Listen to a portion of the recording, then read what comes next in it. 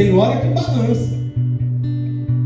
Tem hora que o vento vem e o crente balança, né, irmão? Mas eu acho bom o crente que ele é igual o bambu, irmã Damiana. Eu gosto muito do crente bambu, balança, mas não cai. Enverga e agora vai. Não vai não, ele quando pensa que ele está lá em pé. Evangelho de Mateus capítulo 7, Jesus disse: aquele que ouve a minha palavra e pratica. Aquele que ouve a minha palavra e pratica é semelhante ao homem que construiu a casa sobre a rocha. Desce a chuva, corre as águas, bate o vento, mas não cai, porque está firmado. Saúl tinha tudo para dar certo. Era rei, já tinha ganhado algumas batalhas, mas desobedeceu. Quando Deus fala, não é para fazer do meu jeito. Quando Deus fala, não é para fazer do jeito do povo. Quando Deus fala, não é como eu penso, é como Ele falou. Porque Ele se responsabiliza. E o texto nos diz que Deus vai perguntar para Samuel: Samuel, até quando?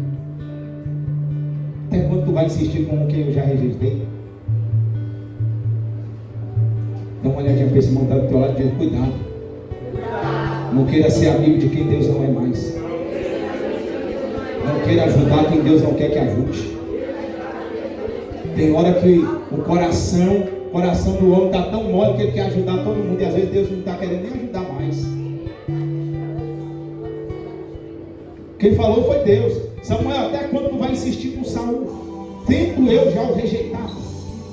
A concorrência é forte.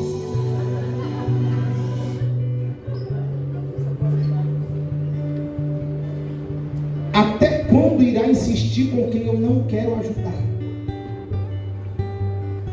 Cuidado para você não pôr a mão aonde a mão de Deus está. Cuidado para você não colocar as mãos aonde Deus não quer. Aí o texto vai nos dizer, 1 Samuel, capítulo 16, verso 1. Deus vai dizer assim: então disse o Senhor a Samuel: até quando terás dó? Olha só, irmão, a expressão dó de Saul, havendo eu rejeitado para que não reine sobre Israel. Eu vou ter que falar. Para reinar não adianta você ser amigo do presidente. Para reinar não adianta você ter um chegado lá dentro da igreja ou onde quer que seja. Para reinar tu tem que ser amigo dele. Para reinar tua aliança tem que estar inteira com ele. Para reinar tu tem que estar assim com ele. Porque ele pega do monturo necessitado e põe para se assentar com os príncipes. E a súbia.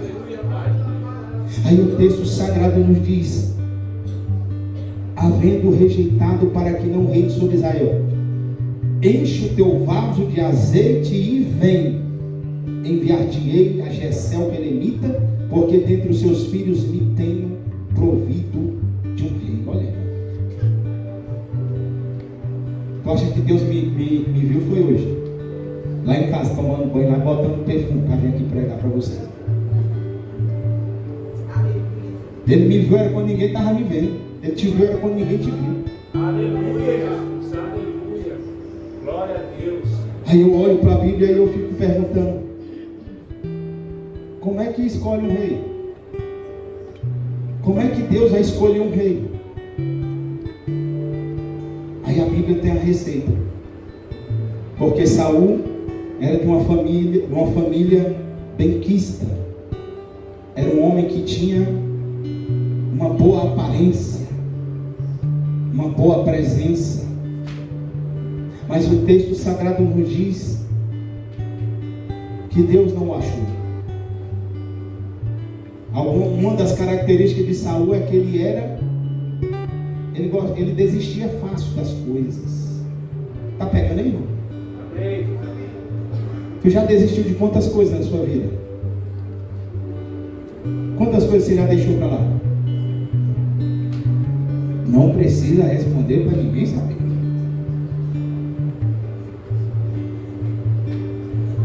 Mas Saul começou a deixar. Saiu para ir buscar a jumenta do pai e disse: não, rapaz, deixa essa jumenta para lá. Nós somos mais importantes que ela, deixa. Aí Deus vai escolher quem? Um menino. E esse menino, 1 Samuel, capítulo 16, verso 11. Disse mais Samuel a Jessé: acabaram-se os jovens. E disse: ainda falta o menor. Eis que apacenta as ovelhas. Disse, pois, Samuel a Jessé: envia e manda-o chamar, porque não nos assentaremos em roda da mesa até que ele venha aqui. Glória a Deus, Pai. Aleluia. Por isso, não adianta você dizer para mim que não tem tempo para fazer alguma coisa para Deus. Por isso que não adianta você querer arrumar desculpa e falar para o pastor: pastor, eu não tenho tempo. Deus nunca chamou alguém desocupado. Deus conta com os ocupados. Você pode dar desculpa para o pastor, agora para Deus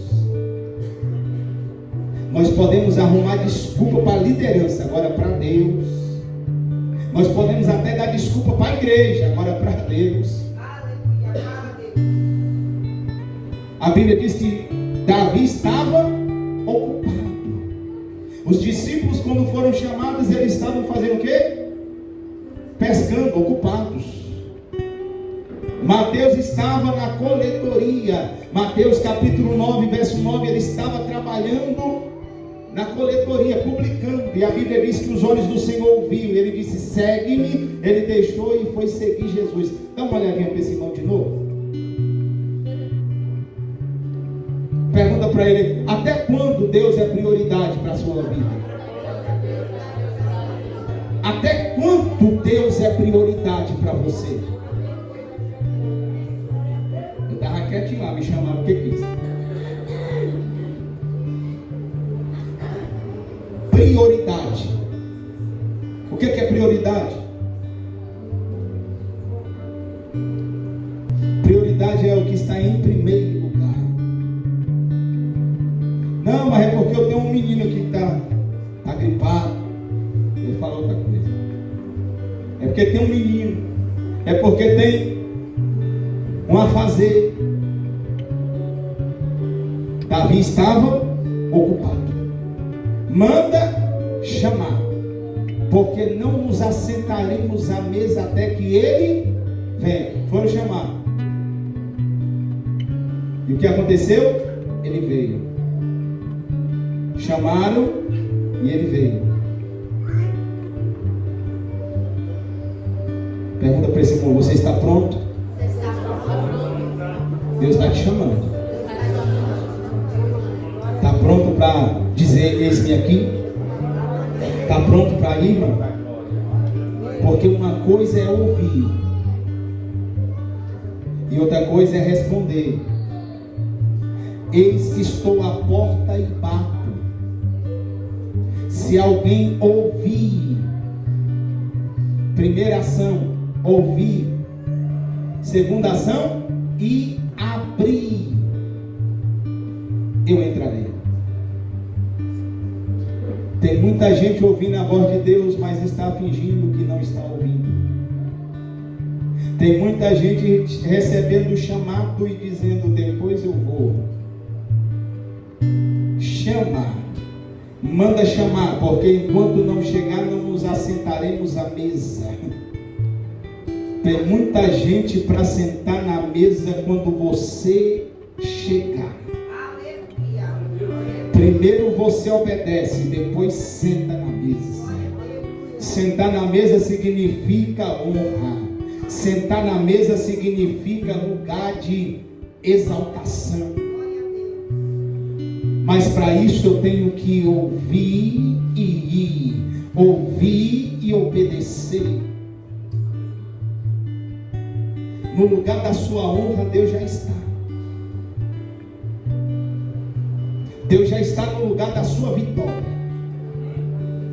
Irmão, andar, a Bíblia diz que tudo coopera para o bem daqueles que amam Deus. Satanás, o inimigo das nossas almas, ele trabalha no contratempo. Ele trabalha onde? Satanás trabalha no contratempo. Porque ele sabe que se você andar no tempo de Deus, você vai indo de encontro à sua vitória. E se você não encontrar ela, ela te encontra. Deuteronômio 28. Eu estava essa semana ocupado com as igrejas lá em São Sebastião. E eu saí de manhã, olhei no ponteiro, estava marcando reserva no carro. E eu desci, subi, desci. E eu falei, eu vou parar no posto. Uma hora eu paro, Jesus, eu tenho que parar. Ou eu paro ou o carro para. Eu não sei se os irmãos conhecem São Sebastião, e quando eu estou descendo, irmão, o posto estava do outro lado da pista. E logo à frente tinha um balão. Quando eu passei o quebra-mola, que eu passei a segunda, que eu acelerei o carro, deu aquele estralo, apagou. E eu falei, Jesus, e agora sim? Eu vou empurrar esse carro até o posto. Irmão, o carro saiu na força que ele foi. Fiz o balão, voltei, entrei no posto, parei na bomba e comecei a dar glória. Quando você anda na direção de Deus, até o que é para dar errado dá certo. Tudo coopera para o bem daqueles que amam a Deus. Tudo contribui para dar certo. O texto nos diz que chamaram a Davi. Davi veio.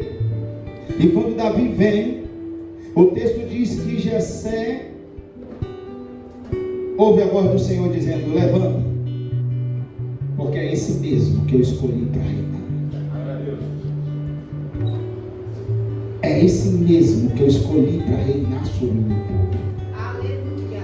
O texto vai nos dizer no capítulo de número 16, no verso 13, que a partir daquele dia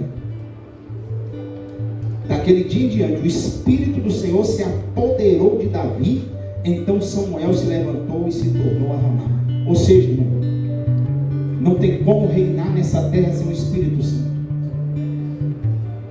Não tem como reinar nessa terra sem a presença dele.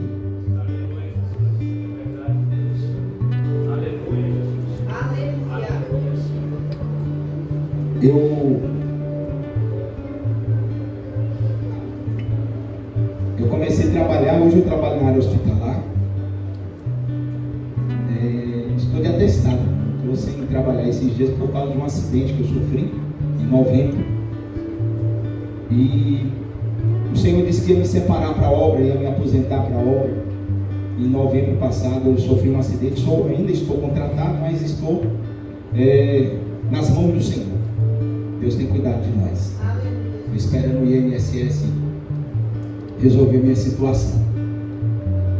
Mas eu comecei a trabalhar na área hospitalar em 2005, na limpeza do hospital, um hospital privado aqui em Brasília. Eu não vou falar porque pode ser que esteja filmando e eu não vou fazer propaganda de graça, né?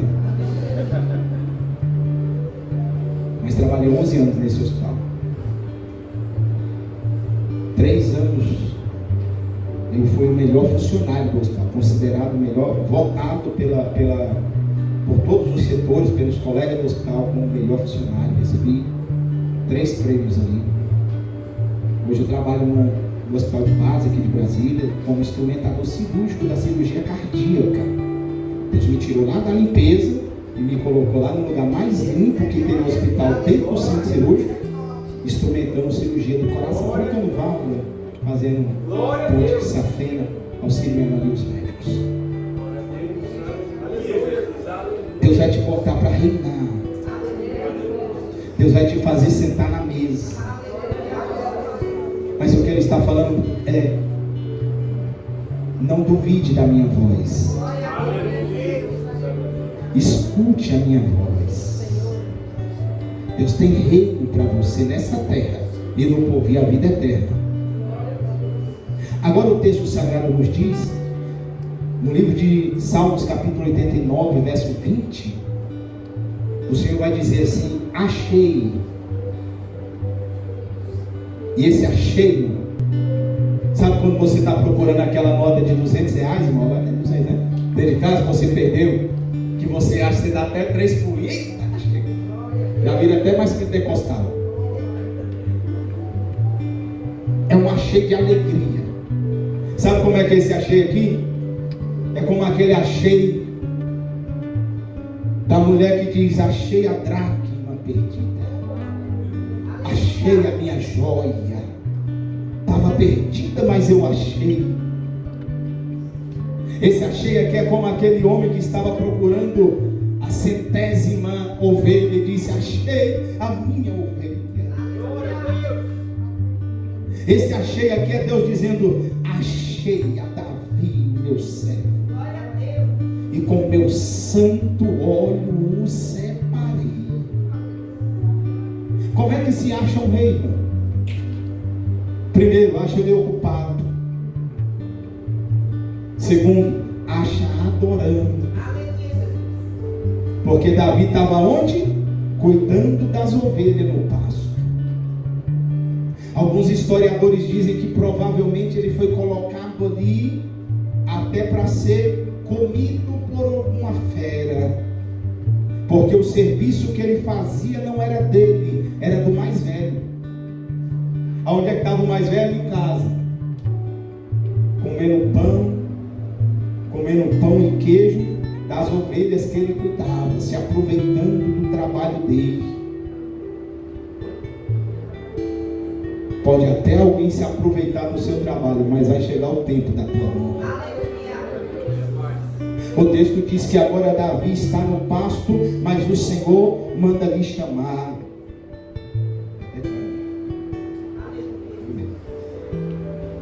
E o texto sagrado nos diz que lá no pasto ele salmodiava a Deus dizendo: o Senhor é meu pastor, nada me faltará. Ele é que me faz deitar em verdes pastos, me guia mansamente às águas tranquilas de descanso. É Ele que refrigera a minha alma. Ainda que eu ande pelo vale da sombra da morte, eu não tenho nada, não temerei, porque a sua palavra, a sua vara e o seu cajado me consolam. Glória a Deus, aleluia. É Ele que prepara a mesa. As palavras têm poder. Na presença dos meus adversários, unge a minha cabeça com óleo. Certamente que a bondade e a misericórdia me seguirão todos os dias. E habitarei na casa do Senhor para todos sempre. Glória a Deus, aleluia. Ele estava no pasto, mas ele era adorador. Tem gente querendo ser visto por alguém. E Deus está dizendo para você: quem está te procurando sou eu para ele. Quem te achou foi eu para ele. Davi estava no pasto, não era visto por ninguém, no anonimato. Aí eu quero te perguntar, não precisa me responder. O que você tem feito quando está no anonimato? Será que como Deus vai nos achar quando nós estamos no anonimato? Como Deus nos vê quando nós estamos no anonimato? Eu sempre quis ser um pregador. Sou um contador de história. E eu dizia: Jesus, eu quero pregar. Eu quero ser um pregador. Estava dentro do ônibus um dia, Deus disse: quer pregar? Então levanta e prega.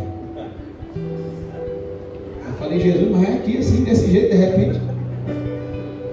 Ele é. O que eu vou pregar? A revelação dele. Eu falei: Jesus, e agora? Diga para esse irmão: pastor, líder. Diga para ele: pastor, líder. O Senhor chamou para cuidar de ovelhas.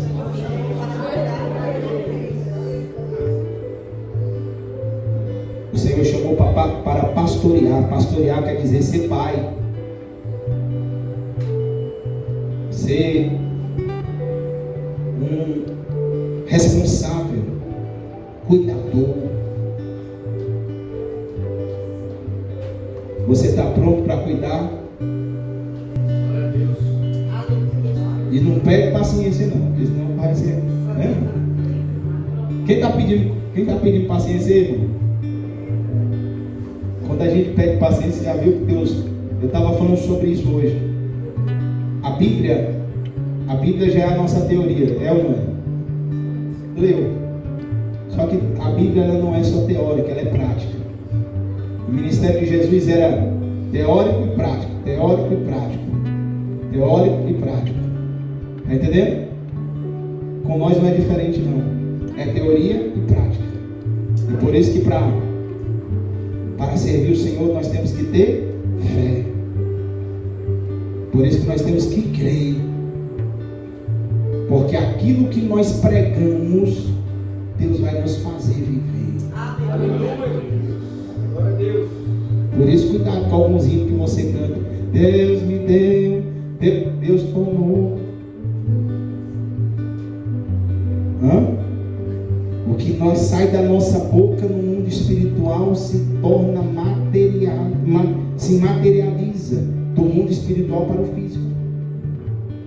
Eu estava em um culto na nossa igreja, sentado na cadeira, Deus disse: levanta, pega o microfone, diga para o povo que eu estou derramando uma chuva de bênção. Eu peguei o microfone e falei, uma irmã disse amém, outra disse glória a Deus. Falei, só 2 pessoas entenderam Jesus. Voltei e sentei. Na segunda-feira, uma irmã me liga e disse: pastor, eu tive um sonho. Eu vi um pregador, e o pregador no sonho dizia que Deus estava derramando uma chuva de bênção na igreja. Na hora eu, liguei a anteninha, eu falei isso lá. Ela disse, só que eu dizia no meu sonho, esse pregador é um mentiroso. E a voz falava com ela lá no último banco, dizia: levanta e vai lá na frente do púlpito e olha para o céu. Quando ela levantava, ela chegava na frente do púlpito, que ela olhava, ela disse que via uma chuva de frutas caindo dentro da igreja. Sabe o que eu estou dizendo para você? O que está sendo liberado do altar para você não tem poder. Glória a Deus, aleluia. O que está sendo liberado da igreja, do altar para a igreja, ele se materializa. O que acontece é que muitas vezes nós estamos preocupados com a casa que não limpamos, com o carro que não trocou o óleo, com isso, com aquilo outro, e muitas vezes nós estamos desapercebidos com o que Deus está falando conosco. O texto nos diz, louvado seja Deus, que Jesus ele nasceu na manjedoura, e o texto nos diz que ele deixou o seu trono. Filipenses, capítulo de número 2, verso de número 5 diz: de sorte que haja em vós o mesmo sentimento que houve também em Cristo Jesus, que sendo em forma de Deus, não teve por usurpação ser igual a Deus, mas aniquilou-se a si mesmo, tomando a forma de servo, fazendo-se semelhante aos homens, e achando na forma de homem, humilhou-se a si mesmo, sendo obediente até a morte de cruz. Pelo que também Deus o exaltou soberanamente. Ele tem um nome que é sobre todo o nome. Aleluia. E por esse nome todo joelho se dobrará. Glória a Deus. Glória a Deus. O que eu estou dizendo para você é que nós estamos vivendo um ato profético. O que os irmãos estão vivendo aqui, esse período é um período profético. Glória a Deus. Aleluia. Se eu fosse dar um nome, meu pastor, para esse retiro, seria uma escola de profetas, escola de pastores, escola de líderes. E se Deus te chamou para liderar, quem Deus chamou para liderar aqui? Quem Deus chamou para liderar? Só 5 pessoas? Deus só chamou esse povo para liderar? Tá bem. Sabe como é que você vai liderar? Quando você tomar a posição de líder. Glória a Deus. Quando você tomar a posição que Deus quer e Deus lhe colocar. Nós temos líderes, somos líderes e também somos liderados. Tem um líder e tem um líder acima do líder, ou seja, um líder também é liderado. E eu aprendi isso na caminhada. Você só vai ser líder, você só vai ser tratado como líder, você só vai ser respeitado como líder quando você tiver posição de líder, responsabilidade de líder, postura de líder. O texto sagrado vai nos dizer, louvado seja Deus, Eclesiastes capítulo 10 verso 7 diz assim: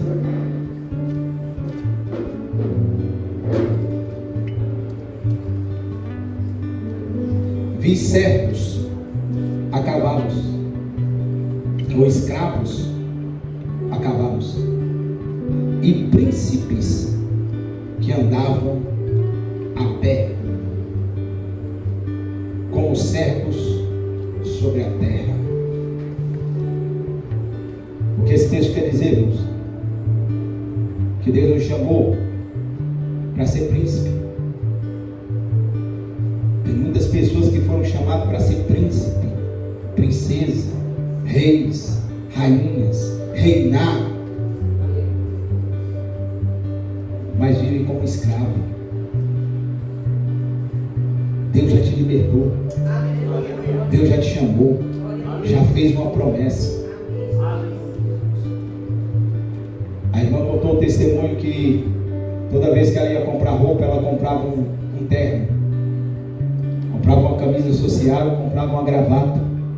O irmão foi lá na casa dela e disse assim: olha, essas roupas de crente aqui, teu marido nem aceitou Jesus. E ela disse: mas Deus falou que ele vai ser um pastor e a roupa já está aí. Ela já tratava ele como um pastor. Tem pessoa que é líder, mas não toma posição de liderança.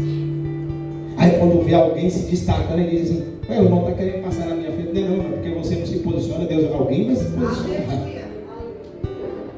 O texto nos diz, louvado seja Deus, Apocalipse capítulo 19, verso 16, que Jesus foi crucificado, foi humilhado, humilhou-se a si mesmo, sendo obediente até a morte de cruz, mas pelo que também Deus o exaltou soberanamente, lhe deu um nome que está acima de todo nome. Apocalipse 19, 16 diz: na verdade, na sua coxa está escrito este nome: Rei dos Reis e Senhor dos Senhores. Deus o exaltou soberanamente. No Evangelho de João, Jesus deixa um legado. O legado de Davi para os seus filhos foi reinar em obediência, em temor e em louvor a Deus. O legado de Jesus para mim e para você qual é? João 13,14. Ora, se eu, Senhor e Mestre, vos lavei os pés, vós deveis também lavar os pés uns aos outros. Quer ser rei? Quer ser rei? Então aprenda a ser rei. Jesus é aquele que quiser ser o maior, seja o menor.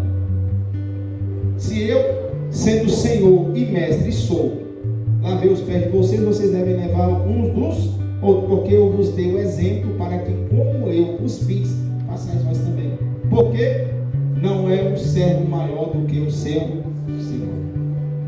Evangelho de Marcos 16,15. O legado de Jesus para nós é: ide e pregai o Evangelho. Dá uma olhadinha para esse irmão, que eu não posso deixar de incomodar vocês. Diga para esse irmão que está do seu lado assim: nunca siga um líder parado.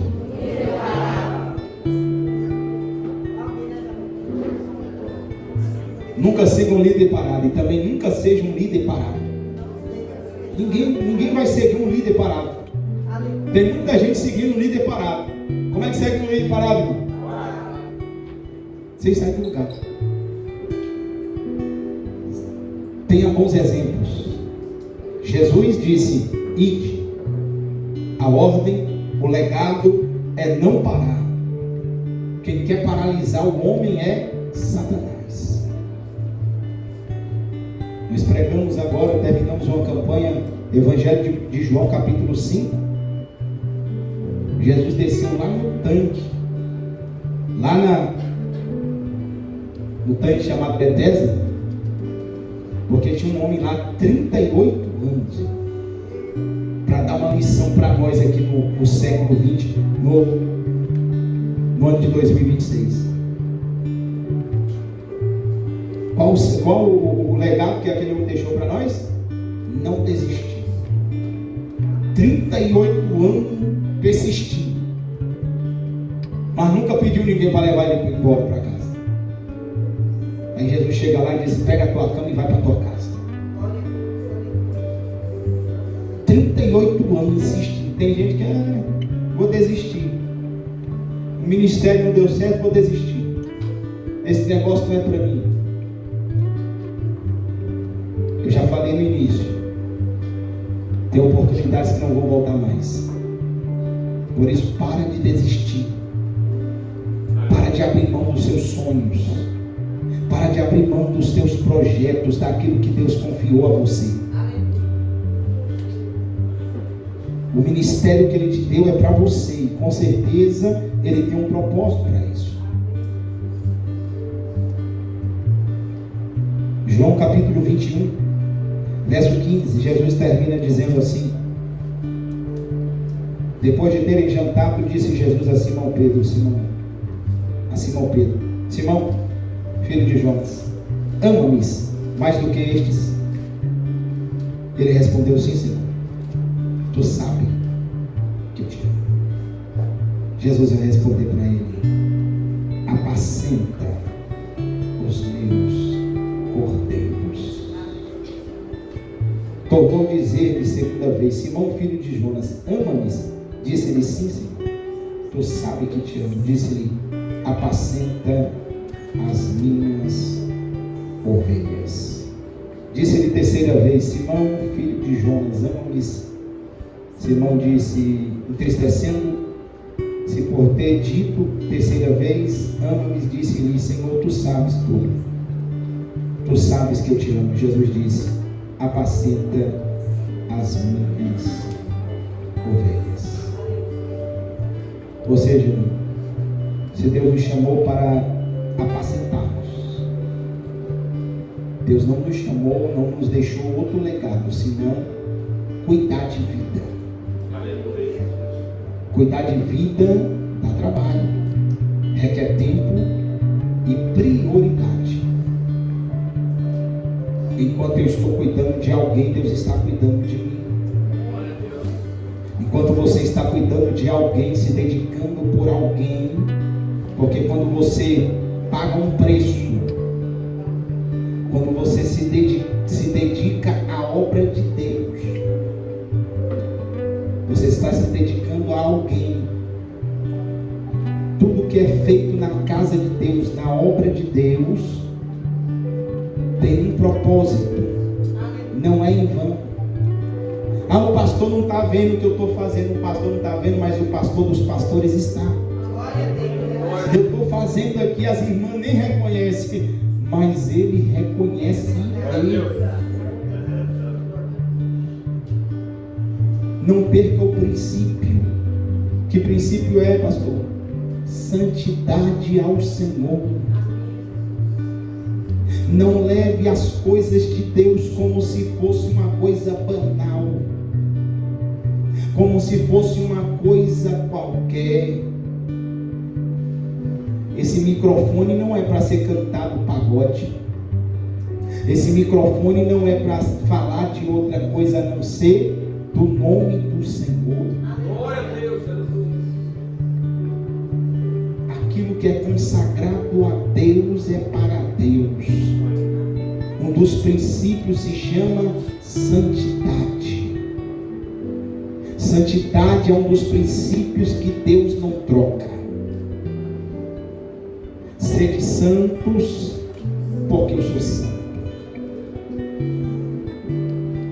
Não, mas isso aí é religiosidade. Religiosidade é uma coisa que Deus detesta, que Deus não suporta. Religiosidade separa as pessoas. Jesus, ele é tão preocupado com a união que ele vai dizer assim para mim e para você: se você lembrar que o seu inimigo tem algo contra você, deixe a sua oferta, vá lá pedir perdão para o seu inimigo. Não é para quem é seu amigo, não. Pastor, mas é ele que é meu inimigo. Pois é, mas quem tem que ir lá é você. Pedir perdão. E depois venha, pegue a sua oferta e ofereça. Deus não está preocupado com oferta. Ele está preocupado com os seu reino, com quem irá reinar com ele eternamente, com quem irá entrar nas bodas do Cordeiro. Ele não está preocupado com o seu dinheiro. Ele está preocupado com a tua vida, com a tua alma. O texto sagrado vai terminar dizendo: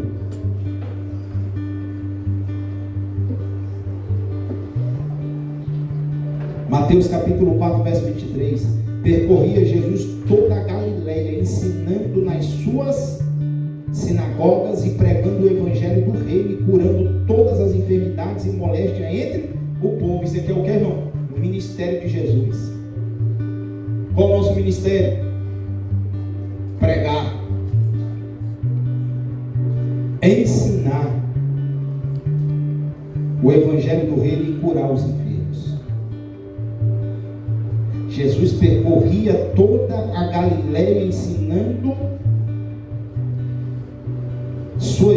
nas suas sinagogas, pregando o evangelho do reino e curando todos os enfermos das suas enfermidades. Jesus te chamou para curar, ensinar